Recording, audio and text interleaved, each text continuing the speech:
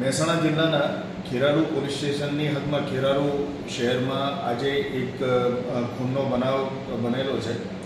એમાં જે ભોગ બનનાર છે એ અને એના મિત્રો રોડ ઉપર સાથે જતા હતા. એ દરમિયાનમાં એમને એક નાની પૈસાની લેવડ દેવડ બાબતની બોલચાલ થયેલી.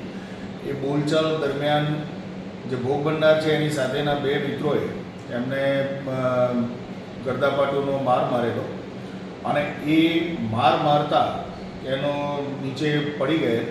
જ્યારે એ લોકોને જાણ થયેલી કે આનું મોત નીપજેલું છે, આ બાબતની પોલીસને જ્યારે ખેરાલુ પોલીસને જાણ થતાં તાત્કાલિક સ્થળ ઉપર પહોંચી જઈ અને સ્થિતિ શું છે અને કેમ આ બનાવ બનેલો છે, એ બનાવમાં સંડોવાયેલા કોણ કોણ ઈસમો છે એ અનુસંધાને તપાસ કરેલી.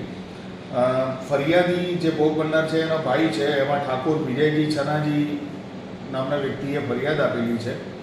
અને જે બે આરોપીઓ કે જેની સાથે આ ઝઘડો થયેલો અને જેનાથી જે ઈસમનું મૃત્યુ નિપજેલું છે, જેના માર મારવાથી મૃત્યુ નિપજેલું, એ લોકોને તાત્કાલિક પોલીસે રાઉન્ડઅપ કરી લીધેલા. અને એની પૂછપરછ દરમિયાન અમને એવું જાણવા મળેલું કે પૈસાની લેતી દેતી બાબતે આ ઝઘડો થયેલો અને ઝઘડામાં મારામારી થતાં ભોગ બનનારને ગંભીર ઇજાઓ થવાથી એનું મોત નીપજેલું છે. આ અનુસંધાને અમે ખૂનનો ગુનો નોંધેલો છે. સાથોસાથ તાત્કાલિક એનું પોસ્ટમોર્ટમ કરાવી અને એની આગળની વિધિ અમે હાથ ધરેલી છે.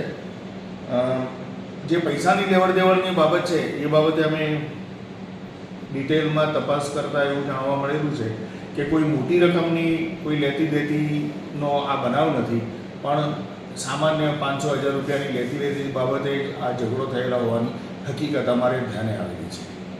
સાહેબ, આમાં બે જ આરોપીઓ છે કે અમને બીજા કોઈ હશે?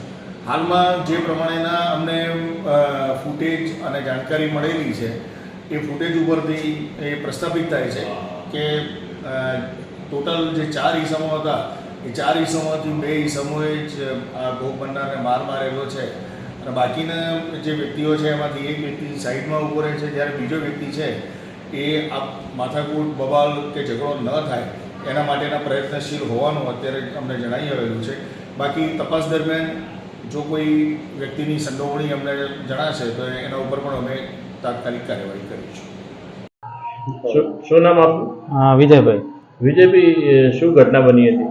હા, ઘટનામાં એવું હતું કે હું અમારા મહેલામાંથી ગણેશ વિસર્જનનો પ્રોગ્રામ રાખેલો હતો આજે. તો અમે ગણેશ વિસર્જનમાં ગયા હતા. વડગામ પાકતા એવા સમાચાર મળ્યા કે તાર ભાઈને માથાકૂટ થઈ ગઈ છે, તે સિવિલમાં દાખલ કર્યો છે. અને એ અર્થે હું ત્યાંથી પાછો આવ્યો અને અહીંયા આવીને જાણ થઈ કે એક્સપાયર થઈ ગયો છે. અને બીજી બાતમી મળતા એવું જ જાણવા મળ્યું કે દારૂ પીને બીજા લોકો એ માથાકૂટ કરી, એમાં માથાકૂટમાં વાગ્યું હશે અને એમાં એક્સપાયર થઈ ગયો. હા, શું બનાવે માથાકૂટ થઈ હોવાનું જાણવા? એ મને જાણ નથી, એનાથી જાણ છું.